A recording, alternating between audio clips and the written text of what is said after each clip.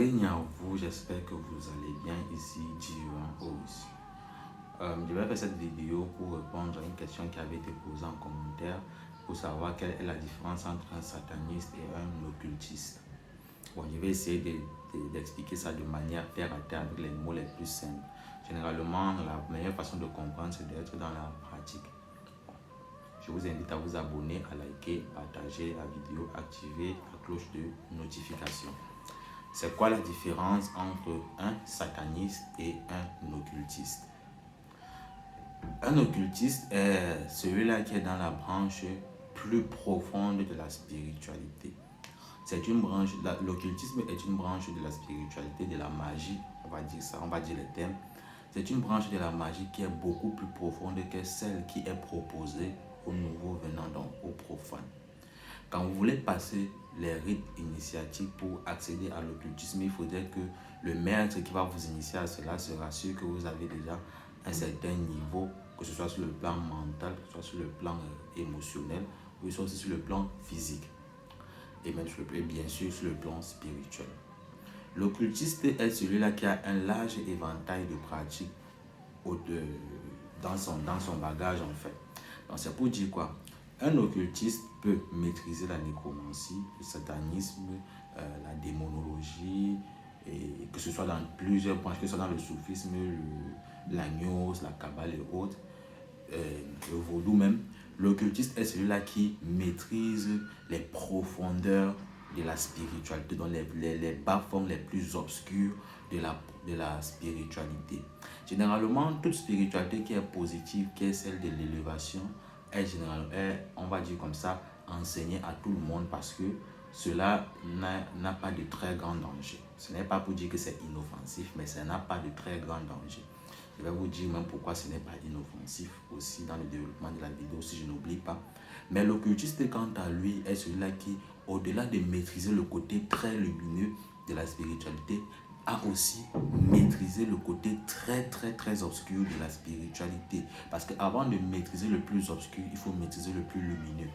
Voilà, donc c'est comme ça. Maintenant, je disais que même la spiritualité la plus positive que soit-elle n'est pas inoffensive parce que on ne pourrait, comme on dit dans la Bible, servir Dieu et Maman à la fois. Si vous décidez de travailler avec la lumière, vous ferez des esprits ténébreux vos ennemis. Si vous décidez de travailler avec les ténèbres, les esprits de lumière seront vos ennemis. Dans tous les cas, vous aurez toujours un choix à faire. Même si la plupart des mages essaient en quelque sorte de garder une certaine neutralité pour ceux généralement qui travaillent pour des patients, ils essaient en quelque sorte de toujours équilibrer les choses pour garder une certaine neutralité. Mais le fait est qu'il y aura toujours un penchant plus fort que les autres. Maintenant, quand vous travaillez beaucoup avec la lumière, comme j'ai dit, vous faites des ennemis. Par exemple, quelqu'un qui fait beaucoup d'exorcisme sera forcément l'ennemi des démons. Et maintenant, quand tu maîtrises, on va dire comme ça, l'exorcisme, après avoir maîtrisé la phase d'exorcisme, tu vas maintenant passer à la phase des invocations et des évocations. Vous voyez, donc avant même de maîtriser les invocations et les évocations, on vous demande d'abord de maîtriser les exorcismes parce qu'avant de pouvoir appeler les esprits, il faut pouvoir les chasser. Donc peu importe à quel niveau la spiritualité est positive, que la spiritualité que vous pratiquez est positive, ça ne veut pas dire que vous êtes hors de danger. Quand vous enlevez la maladie dans une personne, il faudrait que vous la transmettiez ailleurs. C'est un fait, parce que rien ne se perd.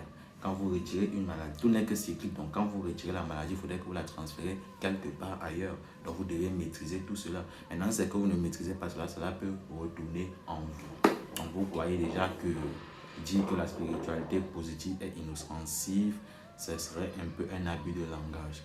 Maintenant, l'occultiste est celui-là qui maîtrise la spiritualité dans ses profondeurs les plus obscures en fait, et qui maîtrise en général la haute magie.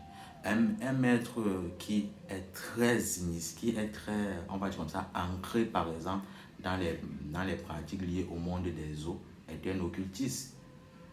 Certes, il y a des initiés simples qui travaillent avec les esprits des eaux qui ne sont pas occultistes, mais dans le domaine des eaux aussi, il y a un certain niveau pour commencer à faire certaines pratiques dans le domaine des eaux, comme faire certaines évocations. Aller par exemple à Pandemonium, il faut être occultiste.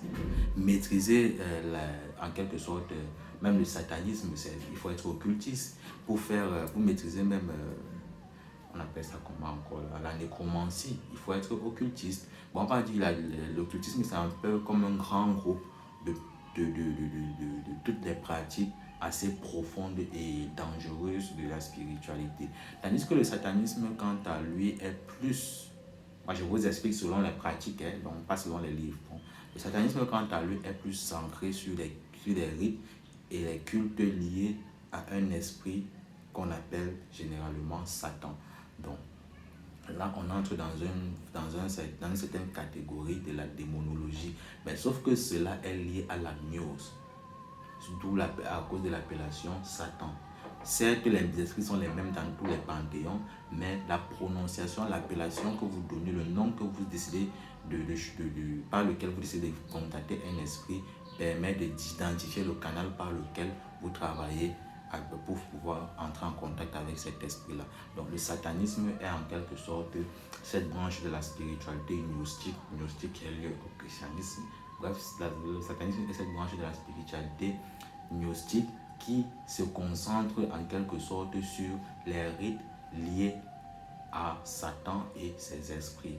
Un sataniste vaut un culte à Satan, un sataniste vaut un culte à Satan, tout ce qu'il fait est lié à Satan. Tandis que l'occultiste peut être sataniste, il peut aussi être nécromancien, il peut aussi être même des mages vaudous, il y en a qui sont des occultistes. Quelqu'un qui est peut-être très présent dans les rites de Baron Samedi par exemple, qui fait des rites assez profonds, même de Mami Wata, à un certain niveau devient ce qu'on appelle un occultiste. Même chez les Indiens, il y a, on les appelle comment, par exemple les adeptes de Shiva, là j'oublie le nom, ceux qui mangent tout ce qui est cadavre et qui sont toujours nus, ce sont des occultistes parce qu'ils maîtrisent un côté très profond de la spiritualité lié à Shiva. Mais occultiste est un mot qui généralement est associé à un caractère péjoratif et négatif, mais sauf que c'est juste que c'est quelqu'un, l'occultiste maîtrise ce côté de la spiritualité qui est très profond, qui n'est pas en quelque sorte exposé à tout le monde, que ce soit même les initiés. Parce qu'il y a des choses que même certains initiés n'ont pas, auxquelles même certains initiés n'ont pas accès en fait. Moi-même, je vois aussi, il y a des choses auxquelles moi je n'ai pas accès. Même les plus grands mages ont des choses auxquelles ils n'ont pas accès. On ne peut pas avoir accès à tout. Donc c'est une véracité, c'est une vérité absolue. Donc c'est comme ça. Maintenant, entre dans les deux cas, c'est ce qui est sur les gens se demandent généralement qui est le plus puissant. En spiritualité, il n'y a pas de plus puissant. Même un bébé qui vient de se faire initier peut mettre à genoux un grand maître qui a été initié depuis des dizaines d'années. Même un simple nouveau-né, peu importe le nombre de temps qu'il a fait, s'il y a certaines prédispositions, il peut être au-dessus même du pape. Donc c'est comme ça. Maintenant, qu'est-ce qui fait la puissance du maître spirituel de l'énergie? C'est d'abord la connaissance d'un et aussi maintenant les esprits avec lesquels il travaille. Celui qui a déjà la connaissance a un avantage parce qu'il sait que si tu invoques par exemple tel esprit pour lui nuire, il sait par exemple que bon, par rapport à tel esprit, je peux réagir en me protégeant avec tel esprit ou bien en faisant un retour à l'envoyer avec tel esprit et ça va repartir sur la puissance. On va dire que la connaissance en ce moment joue beaucoup. Donc là, on n'est pas plus dans la puissance et savoir quoi offrir. Donc là, c'est la connaissance. Et maintenant, là aussi, ça dépend des esprits que vous servez. Si par exemple, toi, tu travailles avec un esprit des eaux qui est lié à une rivière, parce qu'il n'y a pas de saint, bref, à une rivière, une petite rivière, et que tu vas t'attaquer par exemple à quelqu'un qui travaille avec une sirène peut-être la sirène qui gouverne le Pacifique, mon frère, tu perds ton temps, elle va balayer ta sirène, elle va la balayer comme un brindille de balai. Donc c'est comme ça. Donc il y a d'abord le critère de la connaissance, ensuite il y a le critère des esprits avec lesquels on travaille.